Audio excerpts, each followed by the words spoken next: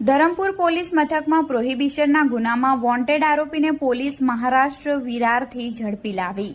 બુધવારના 12:30 કલાકની પોલીસ મથકેથી મળતી માહિતી મુજબ ધરમપુર પોલીસ મથકમાં 2020માં એક પ્રોહિબિશનનો ગુનો નોંધાયો હતો, જેમાં વોન્ટેડ આરોપી Maruti Swift car number GJ15CD 5849માં ભારતીય બનાવટનો વિદેશી દારૂ નંગ 784 જેની કિંમત 55,200 લઈને પસાર થઈ રહ્યો હતો.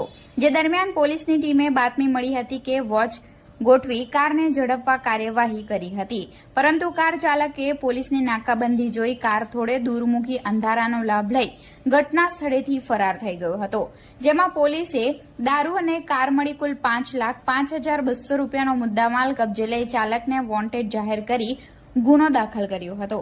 આ ગુનાની તપાસમાં પોલીસને બાતમી મળી હતી કે આ વોન્ટેડ આરોપી મહારાષ્ટ્ર વિરારમાં હોય. તાત્કાલિક ધોરણે ટીમ બનાવી આરોપી દયા અશોક સાવંતને ઝડપી લાવી પોલીસ મથકે હાજર કરી આગળની કાર્યવાહી હાથ ધરી છે.